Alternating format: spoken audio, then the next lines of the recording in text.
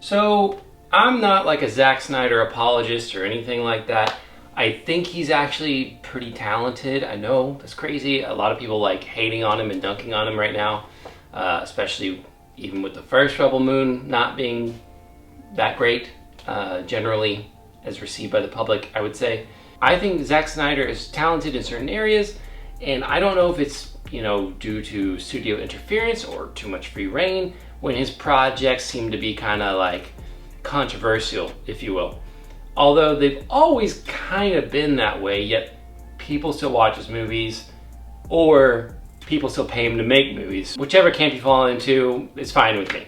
That being said, I think he's a great visual director. Obviously, a lot of that has to do with who he hires as his cinematographers, but he's got a nice visual style, and he's generally good at moving stories forward visually. Now, that's not always enough, as we can see with Rebel Moon Part 1 and Part 2. So, the writing, I think a lot of storytelling comes down to writing.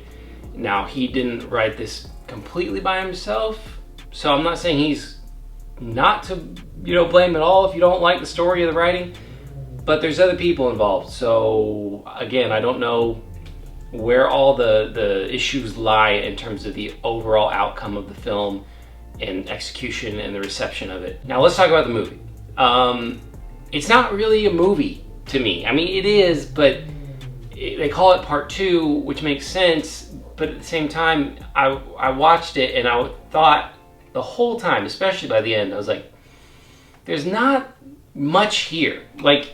Because it really is a take on like the Magnificent Seven, which was a take on Seven Samurai. It's that classic tale of like warriors or ronins, people coming to protect innocent people or a village or something. The people that are helpless, they can't defend themselves, they're not trained because there's mercenaries coming, or in this case, like an evil empire situation. So it's not like brand new in concept. Now, obviously, I think it's interesting that he made it like sci-fi. I like sci-fi a lot. It just falls flat. There's cool visuals. He loves his slow-mo, man, and there is plenty of it. But that's not always enough. Because I think when he uses slow motion, sometimes it really does lend to a powerful moment or the ability to see a sequence that's different than a lot of other directors who maybe just barely use slow motion, whatever. Like, he has a style. Now with this movie, it just seemed like it was there to fill in the gaps. There didn't seem to be any real rhyme or reason for the excessive amount of it, although admittedly some shots looked great. But there's a scene in the movie where we get this exposition from the characters, and it's about probably 40 minutes into the movie, and that's something that they should have done in Part 1, in my opinion, because I've come so long watching the Part 1 and Part 2, I just was chalked it up to like, okay, it doesn't really matter if we know their backstories, I guess, we're just here to see some action. But then the attempt to do it was like, okay, now are you going to make me invested? And all of their backstories are very similar. Empire destroyed their livelihood or their family. And that is somewhat to be expected in a story like this, but there wasn't a lot of nuance. There wasn't a lot of distinction or something that made you care specifically about that individual other than just tragedy befell them, which I don't know. I wanted more for like Jaimin Hansu's character, Titus. Like, again, it's sad, like, the Galactic Empire, I keep saying that's not what it's called, the Imperium, whatever it's called, they blow up like all of his men. Like, that's super sad, don't get me wrong, but I don't know that much more about him other than he just refused an order. Other than he's just moral, like wanted to refuse an order. There wasn't anything leading up to show me that he would do such a thing or has done it many times. There just wasn't a lot there. Part 2 is essentially the third act of like Seven Samurai.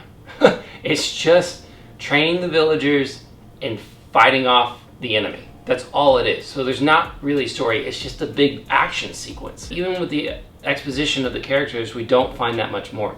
Now there is a little bit near the beginning, there's a scene, it's so weird. It's like, I kind of liked it, but also I didn't at all. Like, it's a very strange scene, and it's a little bit of backstory for is it Korra? Yeah, Korra, Arthaleus, the main character. So it shows them betraying the king and her like adopted father getting her to be a part of that betrayal. And they come in and they're like, there's these musicians, they've got bags on their heads, and again, stylistically, visually, costuming, I'm like, okay, this, again, I like sci-fi, I'm like, this is a neat aesthetic look.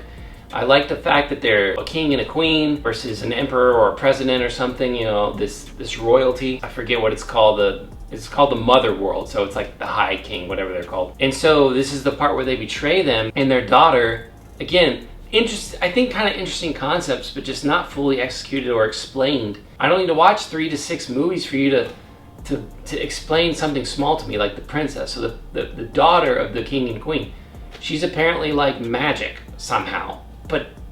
But for what purpose and how and for what reason and how that plays into any kind of mythology they're trying to build, like I don't know. Like I don't know what magic looks like in this galaxy or universe.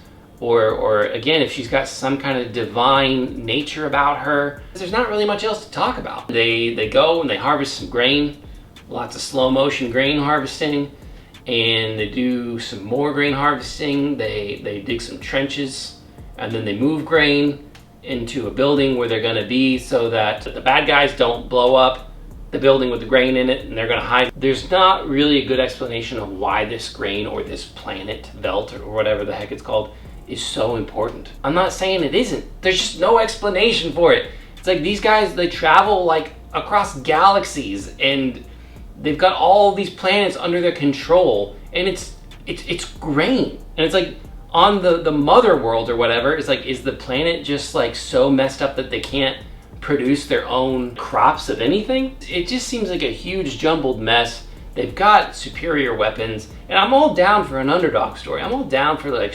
strategy and things like that, but it just, a lot of it doesn't make sense as to why their supply is so important when they are so powerful already and probably have a ton of resources. There's just not a lot of detail. I don't think you have to over explain, you know, like I said, I think that this story fits well for multiple generations in multiple genres. It's just a little more explanation would be nice. Just flesh out your story a little more, like I said, because at this point, Part 2 is just a really, really long third act that wasn't released when the first movie came out.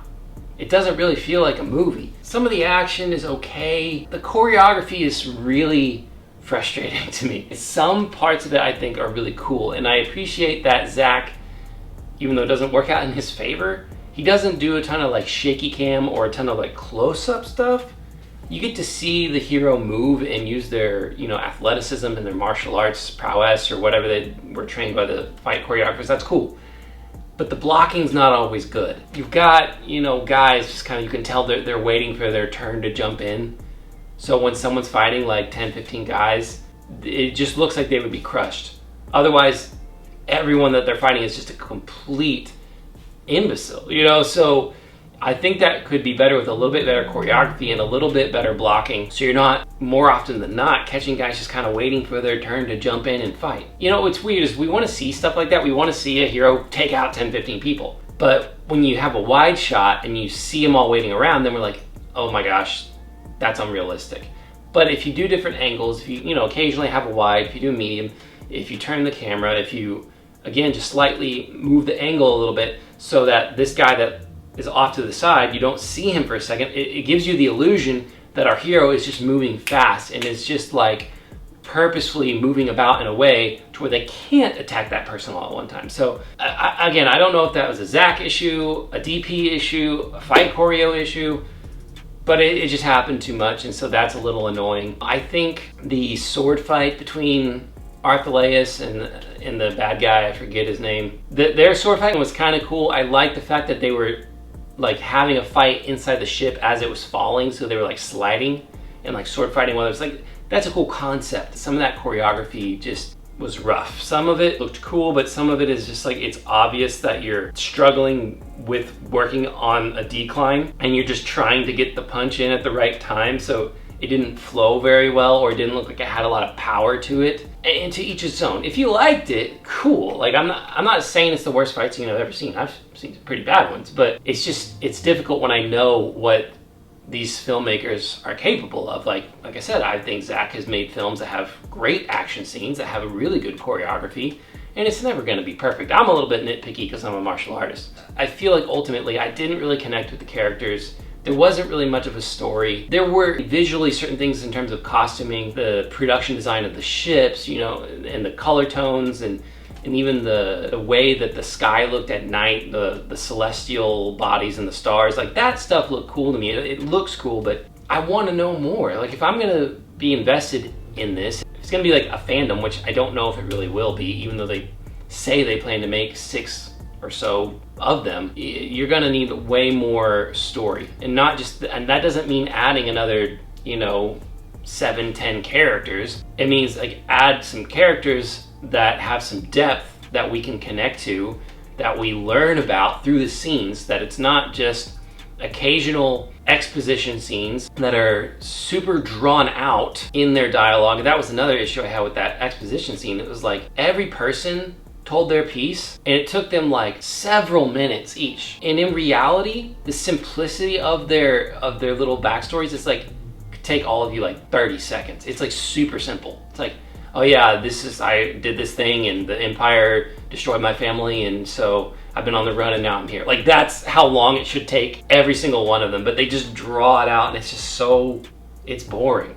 Like, I don't mind sitting there for a few minutes for each person if you're gonna make it interesting. I'm not trying to dog on it if you liked it. You know, and it wasn't by any means the worst movie I've ever seen. It's just like, man, I wanted it to be cool. I like sci-fi. I like the idea that it can be a little bit more edgy or intense, you know, than certain other types of sci-fi. But I just don't think it didn't land for me. If they make another one, I might check it out. I'm not sure. I feel like it would have to be quite different from the first 2. Definitely not a just drudging on through a 7 samurai, Magnificent 7 type of storyline. It would have to be like a totally different story. Like something to do with the princess. I have no idea what the future of these stories could be. I'll be honest, they could be cool. They could be, but from what I've seen so far, I don't expect much. But all the little things about part 1 and part 2 that weren't fleshed out basically at all were the most interesting things to me. Like even the robot who's apparently supposed to protect the princess in the kingdom and royalty, James or something, I think was his name, voiced by Anthony Hopkins. Like, that's interesting. Again, I don't really know why, but I'd like to know why. Princess being magical, interesting enough. It's not super interesting, but you know, I'd like to learn more about why it's a king, like it was a kingship or a kingdom or whatever, and the hierarchy of all that and how it spreads to the other worlds and the other kingdoms, because there's other kingdoms. I would just like to know more of that stuff. You know, I would like to know more about who Belisarius is, other than he just served the king. Did he rise from the ranks? And again, forgive me if I'm forgetting stuff, but I don't think many people care that much. But why is Belisarius important? Why is he so evil? Why is he scary? They barely show him, and it's in flashbacks. They don't really show him doing much. There's not a lot of actual dialogue. There's not a lot of actual conversation of what's going on the other planets in terms of the politics. And it doesn't have to be heavy on the politics, but it's just like, how does the structure of this universe work? This one was so isolated, but so drawn out. I think it could have been decent if it was one movie and much shorter. It could have been okay. At least better. Those are my thoughts. If you want to check it out, check it out. But yeah, I've seen better from Zack Snyder. Don't know if I'll keep up with this. Thanks for sticking around, guys, and watching this review. Did you like Rebel Moon Part 2 of the Scargiver? Or did you not like it? Let me know in the comments. If you'd like more content like this, please like, share, and subscribe. I'm always down to talk movies. If you have a suggestion for a review, let me know. Thanks again, guys. Have a great day, and I'll see you in the next video.